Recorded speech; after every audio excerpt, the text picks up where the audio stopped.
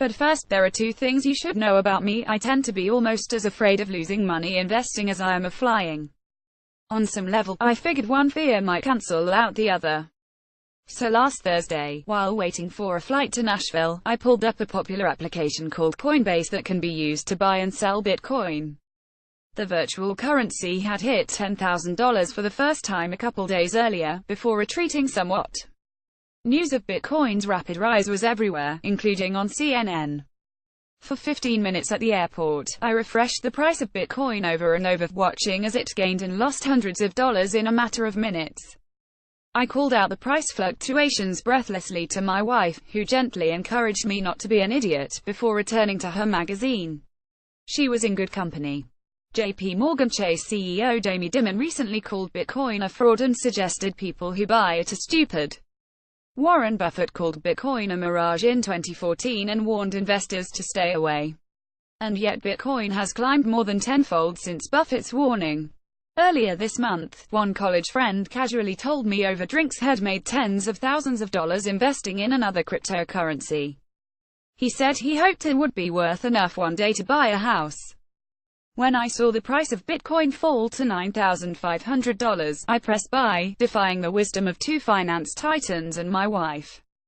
$100, or 0.0101 Bitcoins.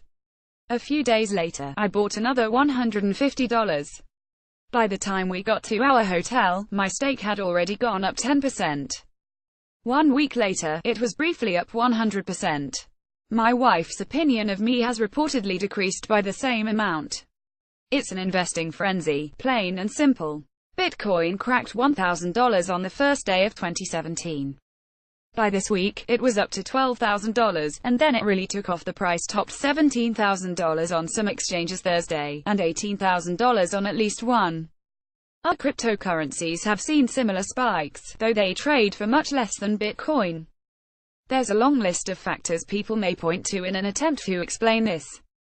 Regulators have taken a hands-off approach to Bitcoin in certain markets. Dozens of new hedge funds have launched this year to trade cryptocurrencies like Bitcoin.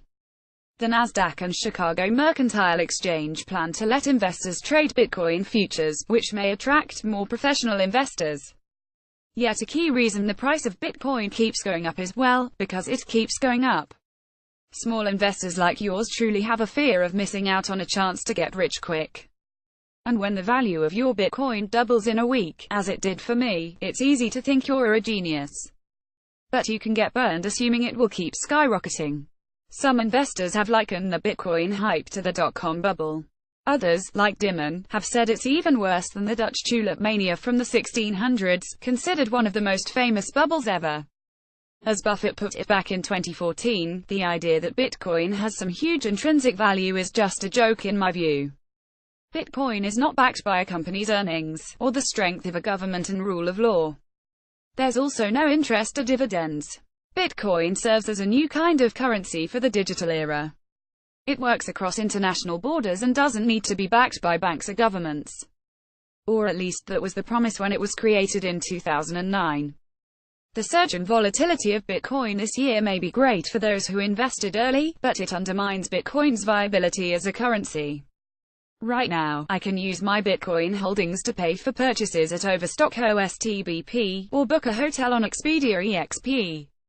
But if I use Bitcoin to buy $25 worth of socks on Overstock today, and the price of Bitcoin quadruples next week, it'll feel like those socks actually cost me $100. Then again, if Bitcoin crashes, at least I'll always have the socks.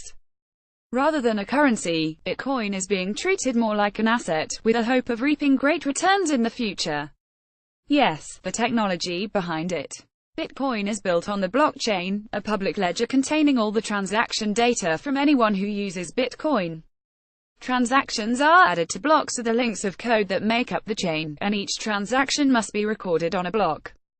In Bitcoin, critics like Dimon have said they support the use of blockchain technology for tracking payments. Bitcoin exchanges have a checkered history. MTGOX, once the largest exchange, shut down in 2014 after losing hundreds of millions of dollars worth of Bitcoin after a hack. Today, the leading exchange is offered by Coinbase, a startup that has raised more than $200 million from a number of top-tier venture capital firms. Square, the payments service, is also rolling out a Bitcoin product. There are also Bitcoin ATMs in scattered bodegas and convenience stores around the country, through companies like CoinSource. The ATMs let you exchange Bitcoin for cash, or vice versa, by scanning a QR code from the digital wallet application on your phone. With Coinbase, you must first give the app permission to connect to your bank account.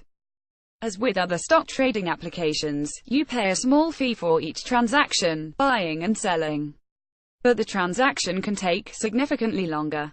My original $100 Bitcoin purchase won't officially be completed on Coinbase until Friday, more than a week after the transaction.